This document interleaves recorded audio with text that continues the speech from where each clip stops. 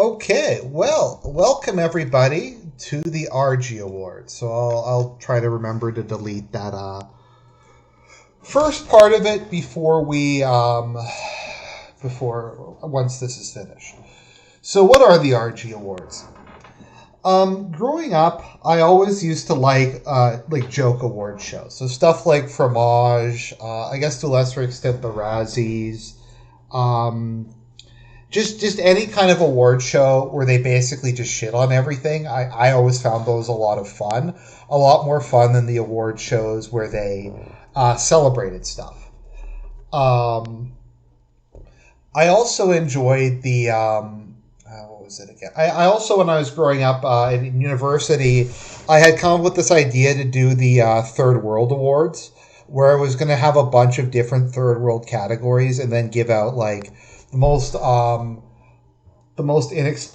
inexcusably third world country, the most third world leader, stuff like that, the most third world political party. We give out kind of awards on that basis. So I kind of like that. Also, just The Onion does stuff like that. The real impetus for this came from PPP and Godwinson, and I guess now PPP and Andy Worski started the Golden Guts, which was a series of awards that they gave out for internet drama.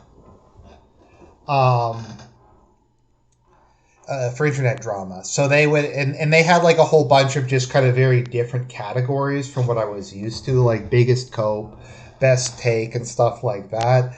And that kind of inspired me. And just as I'm going through, like trying to cover the news or trying to cover the previous year and stuff like that, it's just, there's so much stuff that happens, and I kind of didn't want it to just be forgotten. Like when to be forgotten, like it just kind of vanished into the ether, but to kind of take an opportunity to kind of reflect on it and immortalize some of the great moments of the year. Because a lot of the time, just so much stuff happens, things can get lost in the shuffle, and I wanted to kind of do my own version of it, and I thought it would be fun. And it helps me, like I said, just to keep track of stuff, and I don't know. There's also there was the magic show had the I forget what they called it. Back when I used to watch Evan Irwin's magic show, they had them once, and it was really funny. And then they had a second one. The second one was really bad. But anyways, so without further ado, let us begin the nominees for the second biannual Argent Awards. I'm not really sure how to do it because the previous one was for 2023 in total. This year I was going to do one at the end of the year, but I had most of my nomination slots filled up by like March. So I just decided we're going to do this biannually, especially this year because I feel like there's going to be a lot of stuff once the election comes. So I kind of wanted to clean off the board of everything that happened in the first 6 months of the year. That being said, let's get into it. So our first category, perhaps the most... and by the way, it is an honor just to be nominated if you make it to this list. Not all the RG Awards are necessarily bad. Some of them, like Chat of the Year or Best Take, are an honor. They're not just 100% people being shit on. Now, for some of these categories, I do have an honorable mention list. I did not include it here. That'll be bonus content. Okay, so the Cringe of the Year. Our nominees are Ukraine's border is our border. Tony Blinken's singing and playing guitar at a bar in Kiev. If you didn't see that, he was playing Rockin' in the Free World on his guitar during his recent visit to Kiev. Boris Johnson's military recruitment video. If you haven't seen that, it was just god awful. It was I did a video on it. It was one of the cringiest things I've ever seen. Tucker Carlson's video at the Russian supermarket, where he just like doesn't understand things like relative income. He's like, oh, look how cheap groceries are here. But if you actually look at it, I think food is actually pretty expensive in Russia relative to food is expensive in Russia relative to the amount of money people make. So I think rent might be less a percentage of people's income, but food is more. And just the whole thing of like this dude who probably, I don't know if Tucker ever has been to a supermarket himself, but him going there was just cringe. We have Pierre Poilievre, the head of the Conservative Party of Canada, and his campaign is Axe the Tax. Because his whole thing is about the carbon tax, even though literally nobody cares about the carbon tax. If you look at any of his threads on Twitter, everybody is saying we want to reduce immigration or we want crime, anti-crime policies. But he just says, no, it's just Axe the Tax. And finally, we have the freak show that was Time Magazine's Top 100. So I'm going to pause for a couple seconds and let the chat say what they think should win. These are just the nominees. The criteria I try to do is I only try to pick things that I think are worthy. I think any of these are worthy of being the cringe moment of the year.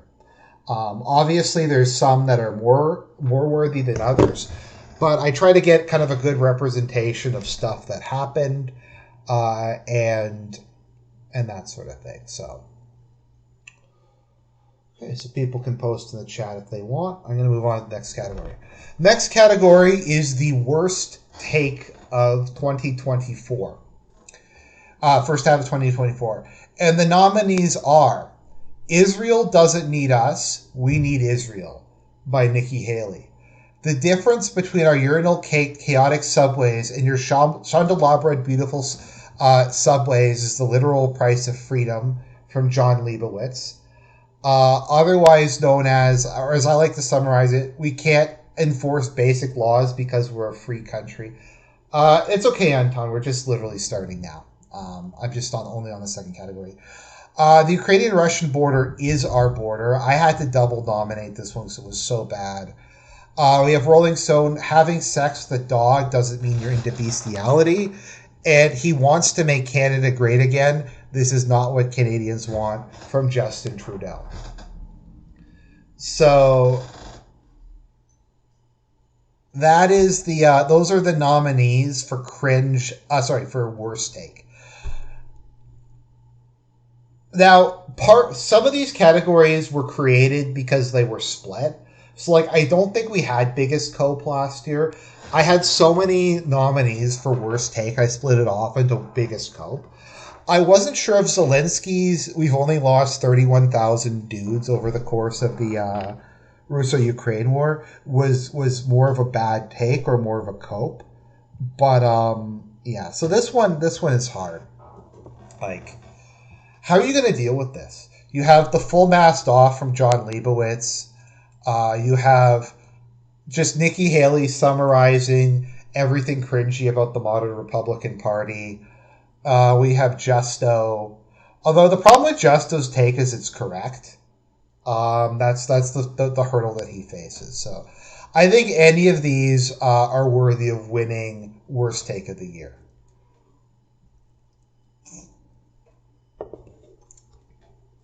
Okay. Next we have the biggest cope. So our first nominee is Anita Sarkeesian's wedding-themed birthday party, Macron's concept of strategic ambiguity, the Poke-splainers, when Biden said strikes against the Houthis aren't working, but we're going to continue them, when the only primary that Nikki Haley won was Washington, D.C. Yes, that is true. She lost every other primary.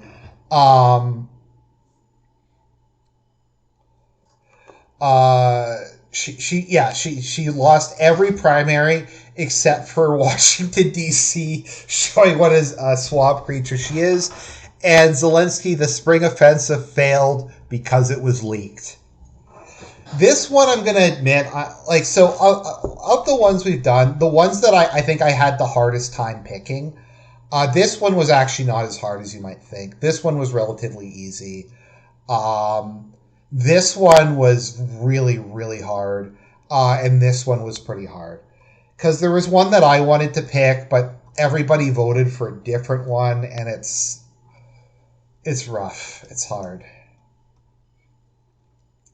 But honestly, like the Pope's players could also be there. Macron getting completely blown out and then saying strategic ambiguity.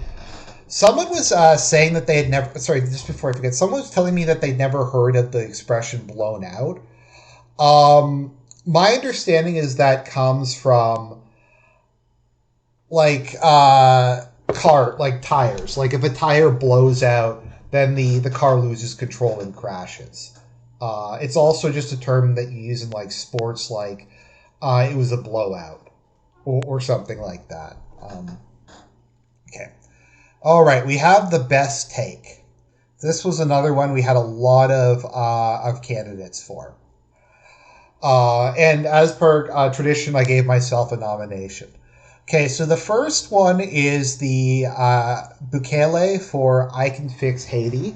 I didn't have room to put it on here, but this is where he says, we can fix Haiti. We need a UN Security Council resolution, expenses paid, and transportation, but we can go to Haiti and we can fix the problem there.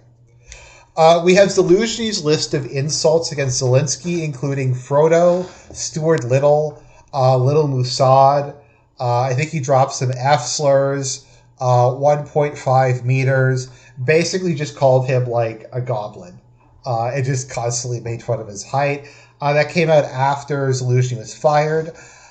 We have Dmitry Medvedev, who said that if they send in NATO soldiers, we will give a bounty. We will put a bounty on any NATO soldiers that are sent into Ukraine, and the maximum reward will be given to any Russian who kills them. We have Alexander Mercouris of the Duran. This is like an actual serious one. This is his take on European countries let the U.S. push them around because they don't want to be adult countries with adult country responsibilities. That is, they don't want to have to pay for their own defense. They don't want to have to make unpopular decisions. They don't want to have to be like they don't want to do the stuff that would be necessary for them to be great powers again. So they would rather just complain about the U.S. Then we have Representative Mike Collins, who posted, you either die a Kennedy with a hole in the brain or live long enough to become a Kennedy with a hole in the brain.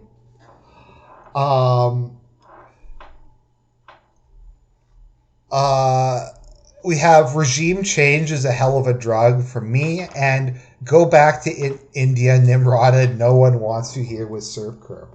I think it's a pretty good. I think it's a pretty good mix we got here. I mean, this one I've changed a couple times. I think I've locked in my answer on this, but we definitely have some good stuff. For this category, yeah. So we have Biggest Snake. So the nominees for Biggest Snake are as follows. Conservatives on Ron DeSantis. This takes maybe a little bit of explanation. So I remember what a bunch of people said prior to the primary. People called DeSantis America's governor. They said he was the best governor in America. They praised him for terraforming Florida into like a safe, like a solid Republican state, for like destroying the local Democratic Party there, and to just being for his effectiveness during COVID and all that kind of stuff. Basically, people just thought he was the rising star of the Republican Party, and that he would one day be Trump's successor. A lot of people were hoping that he would run in the next primary. Immediately when he announced his candidacy against Donald Trump, I found all the people who praised him immediately snaked on him. Yeah, literally everybody immediately faked on him. What's wrong, Rain? Okay. And they said, like, oh, his record on COVID sucked. He was the worst governor in America. They just basically shit on him and completely undermined his legacy. The NYT article on the CIA in Ukraine, we covered it on this channel. Basically, the New York Times did this massive article on the CIA involvement with Ukraine, and they confirmed pretty much everything Putin said as being 100% accurate. Like, they confirmed that the CIA had, like, this series of 8 bases or something along the border with Russia, and that they were building up, like, Ukraine to be this James Bond-esque, like, rival for Russia. Basically, everything Putin said about U.S. involvement in Ukraine was proven. We have AIPAC. I don't really think I have to say anything more about AIPAC than just AIPAC in general. We have the breakup of Zelensky and Zelensky. We have Pashinyan in general. I can't really pick one because there's so many. He snaked the Armenian people so many times in the last decade or so. It's kind of hard to pick one in particular to go with on this one.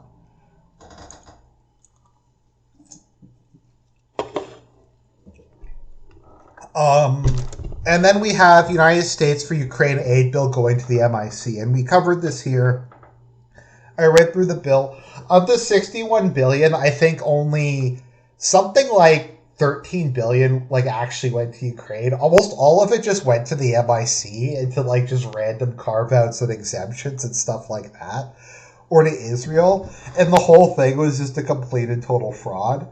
And the money that did go to Ukraine mostly went to pay for weapons that had already been spent. So to me, a sign of a success is if people in the chat are like all have different opinions on it. That makes me very happy because that indicates that I got a good mix in. If everyone was just saying, like, sometimes there is one, and once we get to, like, the Third World Award, it's pretty obvious who's going to win this one. But for stuff like this, if there's some debate, then that's good. Okay, we have a new award, the Israel Optics Award, presented for the most optical thing that Israel did in the current year. So the Israel Optics Award nominees are as follows. The video footage of headless children in Rafah, blowing up the Iranian embassy in Syria, gunning down refugees in a bread line, vetoing Palestinian statehood, and AIPAC publicly bragging about how they control the U.S. political system. This was just put in. So some of these were put in because Israel was getting so many nominees elsewhere. I had to condense it. I had to take those and put them into here because otherwise they were just going to do that. Well, there's a couple new categories. Like of the categories, biggest cope is a new category. Israel Optics Award. So this one, like, it depends how you wanted to go with it, but there's a lot of. It could really be any of these. Okay. So we have the biggest collective L. So we split up the L and the W's into individual and into collective. So the biggest collective L nominees for the Argie Awards for 2024, the first half, are Sanctuary Cities, because of the mass busing of refugees there and them financially collapsing. The Palestinian people, AI fixing pictures of thoughts. I don't know if anybody remembers this, but there was an immense amount of salt that was generated when people started to take like pictures of OnlyFans girls who were dressed really like scantily and had all these piercings and tattoos, and they used AI to fix them and make them look way better, and people just got really, really upset by it. The American financial system, this is in reference to the frozen and seized Russian assets. It is not having a fun time, and when they eventually do freeze the Russian assets, it's going to be a disaster. It's already looking pretty bad. We have America's Operation OBGYN. So it's actually called Operation Prosperity Guardian, but I like calling it Operation OBGYN. For those of you who don't know, an OBGYN is a doctor of obstetrics and gynecology.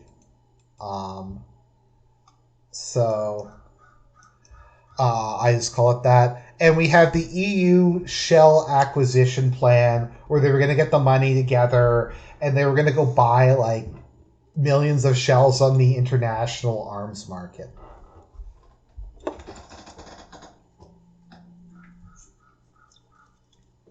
I'm just going to open another bubbly. There's some ASMR right there. So hopefully these are okay nominees. I don't know. I could see a lot of these. Any of these could really win. Okay, we have biggest individual L. We have as follows: Trump having to pay hundreds of millions of dollars in his judgment. I forget. This was. I try to remember. There's so many court cases. I just remember there's a recent court case. I think it was before the previous one, where they like fined him like $300 million or something. I think that was the one where the judge said that Mar-a-Lago was worth $16 million or something like that. We have Macron failing to assemble the Avengers.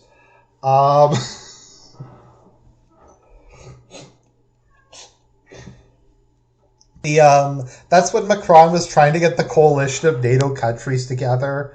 I mean, this has happened a couple of times since I made this list. Like, this has happened, I think, like multiple times since I added this one in. But he was trying to get everyone to go to Ukraine, and he was trying to put the NATO forces in front of Odessa. So if the Russians attacked, that they could get the French forces and the EU forces killed and trigger Article 5. We have Nikki Haley losing to none of the above. For those of you who don't know, so what happened in Nevada, so Nevada had a primary and a caucus. Why they had a primary, I don't know. The primary did not award any delegates. Only the caucus did, and you were only allowed to take part in one, but not the other. So Trump took part in the caucus where he won every delegate. Nikki Haley had a 4D chess plan where she was going to take part in the primary, and she was like the only person who took part in the primary, and she lost definitively to none of the above. Even though she was running against no one, she still overwhelmingly lost to none of the above. We have Kristi Noem's Pupper Cost. I don't know if anyone's heard of this one, where Kristi Noem talked about like killing her dog or her puppy or something. And it's led to just this massive backlash and shit show. And then we have Blinken's trip to the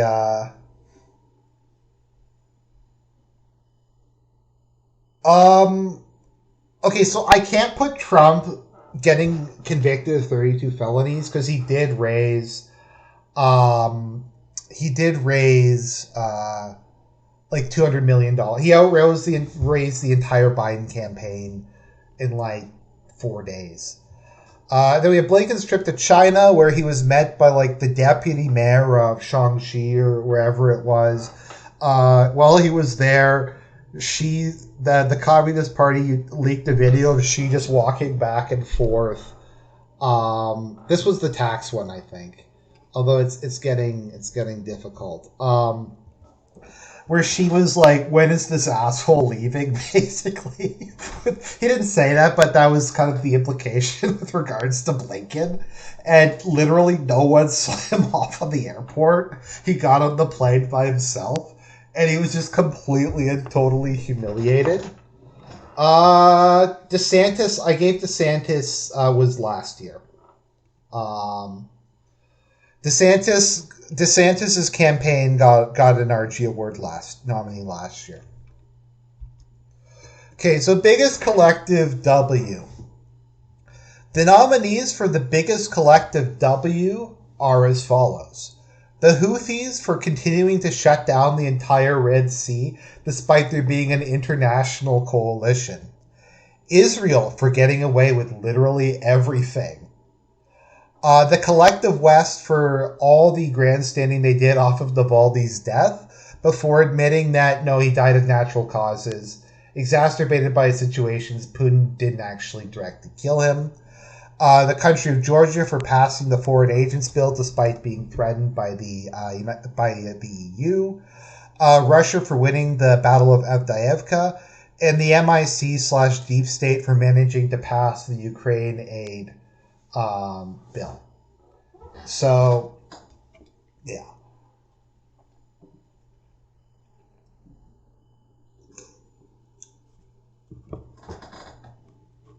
This one's a little bit harder. But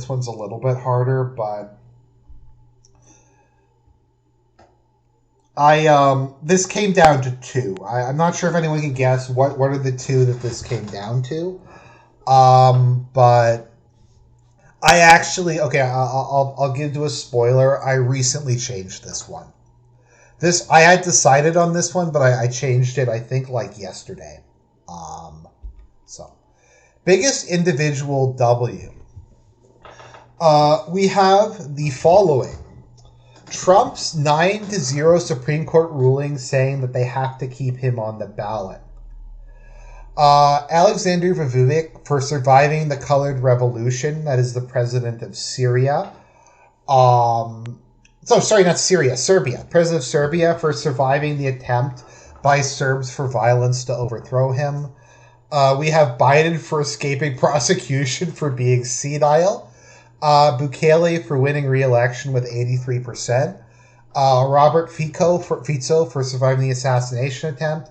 And Tucker for interviewing Vladimir Putin. So this is a pretty big field. Any one of these could be the case. I'm not going to put Trump getting convicted of 32 felonies on this because I think that could be. I was debating putting that on both biggest W and biggest L, but we're just going to stick with biggest L for the moment. So now this one I had decided back a while ago, but there's a good list. There's a good mix here. I will say this: Bukele is getting a custom award because he keeps getting nominated for things and then getting beaten out at the last minute. So he is going to get I'm going to just give a spoiler. Bukele is going to get the World's Coolest Dictator Award on this year's Argies. Because I can't really give him the Justin Trudeau Lifetime Achievement Award because that wouldn't be fair. So he's going to be getting the World's Coolest Dictator Award. Okay, Chad/Stacey of the Year. Okay, we have Candace Owens. I think that one is pretty obvious. We have Europe's farmers. Europe's farmers have just been protesting all over the place. They were shutting down. I think they shut down the EU Parliament. They were shutting down banks by dumping manure on them, on the doors and stuff like that. We have Donald Trump, obviously a perennial favorite. We have the Houthis, and we have Bukele. And I think this is a pretty good mix. I'm not sure if I'm missing someone else. This category is split into two. No, Bukele is getting the World's Coolest Dictator Award. I'm just going to come out and say it. Because this could be it. So Candace Owens just completely and utterly humiliated Ben Shapiro. Europe's farmers just kind of came out of nowhere. Trump is Trump. The Houthis are, it's hard. This one was a tricky one to do. This one was close. Oh, thanks for did he get nominated? Oh no, he got on the other list. I put him on the other list. Okay, right. So this category, was in the very first version of this, it was one, but I had to split this in half um, into Chat of the Year and Gamer of the Year. Okay, so we have Gamer of the Year. And our nominees for Gamer of the Year are Barbecue, the gang warlord, ruler of Haiti, Justin Trudeau for trying to bring in legislation raising the punishment for hate speech to life without parole, Bebe Netanyahu, who won last year, Dmitry Medvedev, Georgia's Prime Minister, Texas Governor Greg Abbott, and U.S. Senator Lindsey Graham. And these are the nominees for Gamer of the Year. Gamer of the Year is...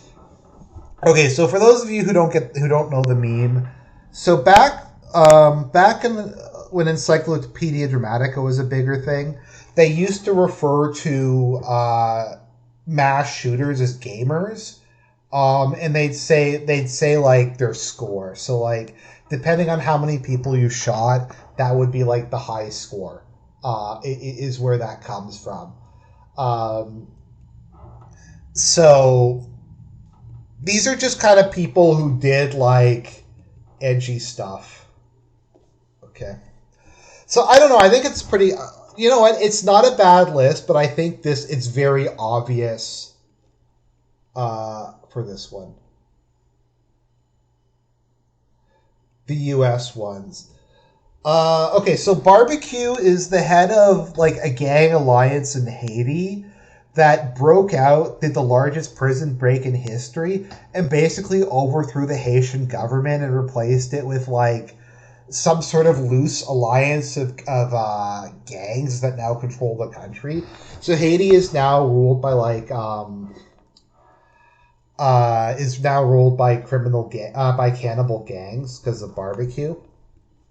Lindsey Graham made this list because of his psychotic comments about how much he wants to kill people. Like, if you ever listen to Lindsey Graham being interviewed, he's a psychopath. Like, just talking about the number of people that he wants to kill, talking about, like he literally will say to the last Ukrainian, he'll say, like, he's just fucked. So, this one I think it's pretty obvious who won. We have the We Live in a Society Award. Now, this one had to be split in half because basically the UK and Canada were just dominating in this category. So we have the We Live in an Anglo Society Award as well. So, the We Live in Our Society Awards, these are all statements that I think summarize all the issues in... all the issues we're going through. So I'll do this. We live in a society where Sports Illustrated went bankrupt for insisting on using trans and overweight models, despite their entire subscribers base saying no. So what happened is Sports Illustrated, they always had the swimsuit issue. That was like their big thing. They just started to refuse to put attractive women on. They just started putting trannies and fat women on it. And that resulted in them going bankrupt. We live in a society where there is money for Ukraine's border, but not the southern border. The $61 billion included a bunch of money funding the Ukrainian border patrol, actually. The university protest getting violently suppressed. I think that one's pretty straightforward, all the Palestinian ones. The Dutch PM, the former Dutch PM and wife euthanized themselves together as a romantic gesture at the age of 93. And we also have Time Magazine's Top 100, which I think I knew maybe 20 of the people on it. So I streamed it and I hadn't heard of like any of the people on the list. And they were just all, like, it was basically the State Department's Employee of the Month. They were all members of like NGOs who are obviously funded by the State Department. So that is the We Live in a Society. Excuse me, sorry about that. Excited word. I don't know if I missed anything. I think these are pretty emblematic of the last year, but it is what it is. Okay. So, we live in an Anglo society award. So, because Canada and Britain had so many nominees, I had to split it off and make it into its own category. Now, there were more than these, but this was the list I came up with. So the UK and Canada both discussed bringing back conscription because no one wanted to join their shitty woke army. This is a debate in the UK because no one wants to join the army. No one wants to join the army in Canada. So they're saying we might have to bring conscription back. UK put up an ad for an admiral position on LinkedIn in their submarine fleet. Because they couldn't, whatever reason, they didn't want to promote from within, or no one wanted to be an admiral in the UK Navy. It was a former Dutch PM and his wife. The UK, it turns out, has commissars and military units. They call them like diversity and inclusion coordinators or something, but they have like the ability to like overrule the squad commander or something, and it was just, I don't know, it was kind of crazy. We have the woman being euthanized or euthanized in Calgary for autism. And we have the Toronto cop telling you to leave your car keys at the front door so robbers can just steal your car. I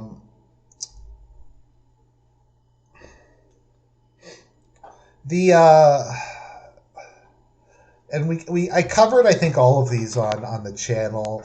I have to go back and make the playlist for this. I just was too lazy to do it previously. But yeah, so in Canada, there is like a court case between like some woman and her parents because she wanted to euthanize herself because she had autism, and her parents didn't want her to euthanize herself. So, yeah.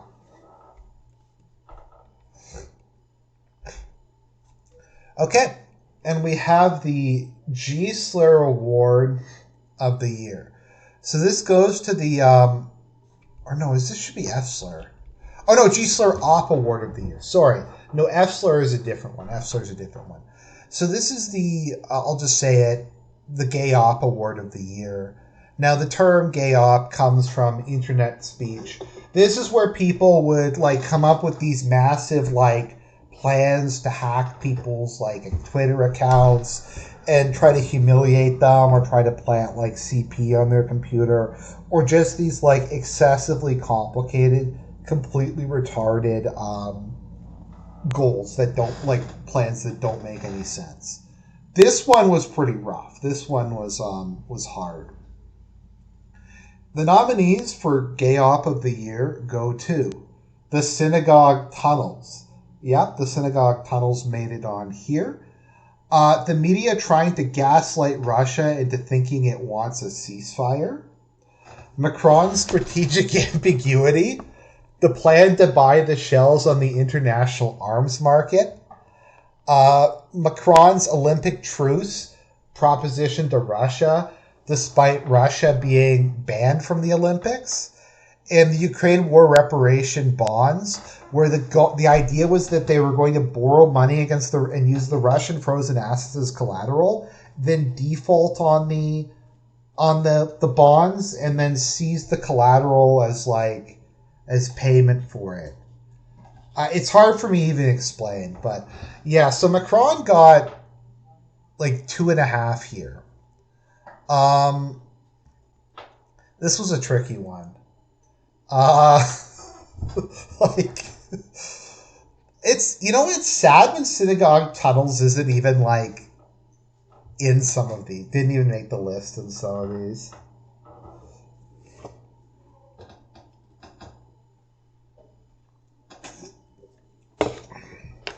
So, okay, next we have the Third World Award. This goes to the country who best demonstrates all the values of competence, incompetence, corruption, and just the general uh, thematic depth that is the third world. Now, we have the Kharkov fortification money being stolen, number one. Now, for those of you who aren't aware of what this was, recently Russia launched an offensive towards Kharkov in the north. Ukraine had spent something like 6 months supposedly building these massive defensive works. Zelensky did like this big propaganda thing where he went there to inspect the fortifications. And then the Russians just crossed the border and there was no fortifications there. And it turned out all the money for them had just been embezzled by local officials. And there was absolutely nothing there to stop them. And there's like just huge piles of like barbed wire and dragon's teeth that were just lying in piles. We have they briefly, if I recall, sent the army into the New York subway to briefly clear it out. We had the cannibal gang coup that took over Haiti. We had, I think it was Sierra Leone, where they started digging up bodies at graveyards and grinding up the bones from them in order to make, like as an ingredient in a drug. We have the Baltimore Bridge ship crash and the synagogue tunnels. Now, the problem with this one is any one of these would be a great pick for Third World Award. Like the Kharkov fortification money being stolen is like one of the best examples of just incompetence and corruption, like Banana Republic style shit I've ever seen. The drug made from human bones, but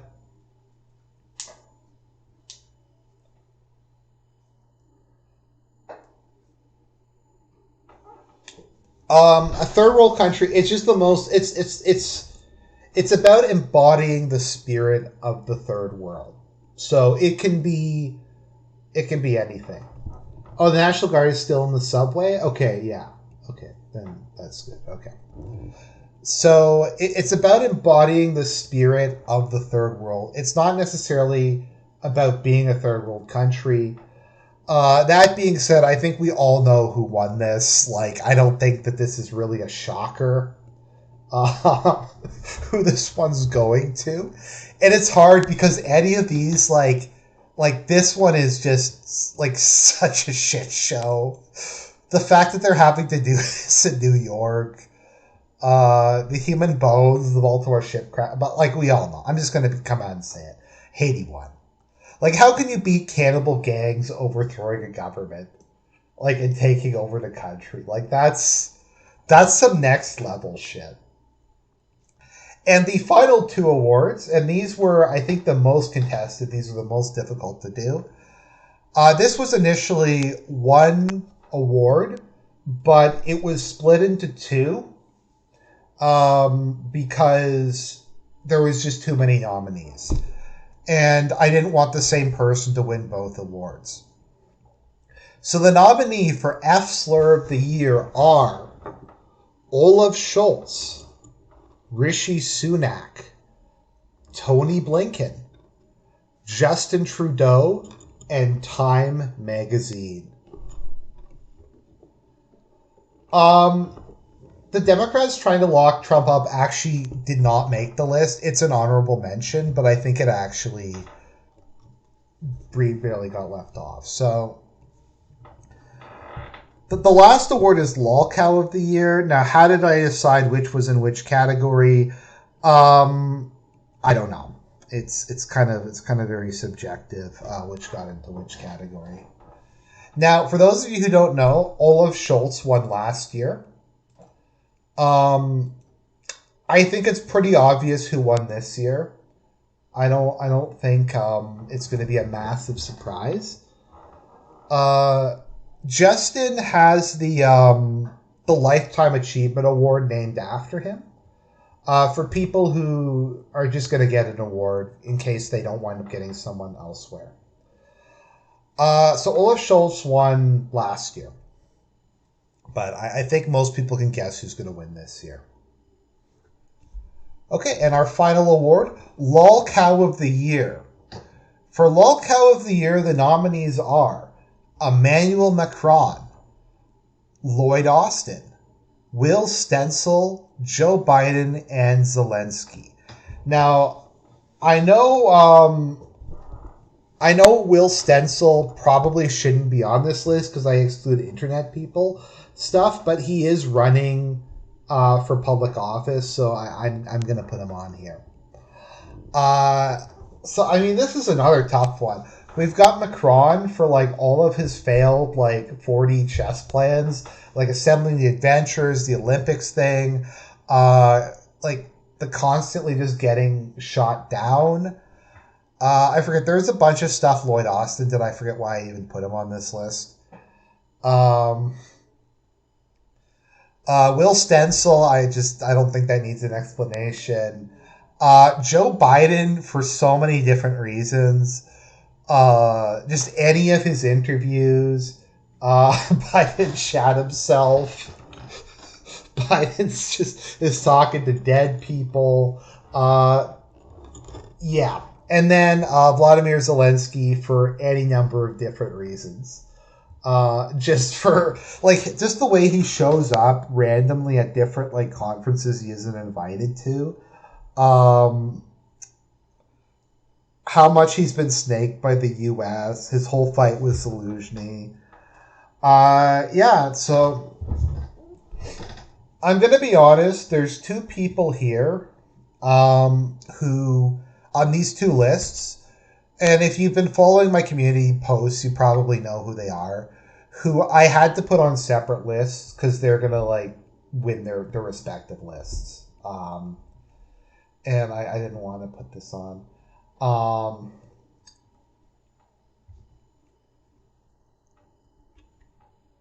So I'm pretty sure most people know who's going to win F-slur of the Year and Lolcow of the Year.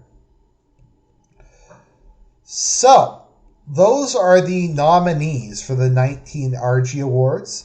As I've said, there will be a special Justin Trudeau Lifetime Achievement Award that I think I'm going to give to 4 people this year.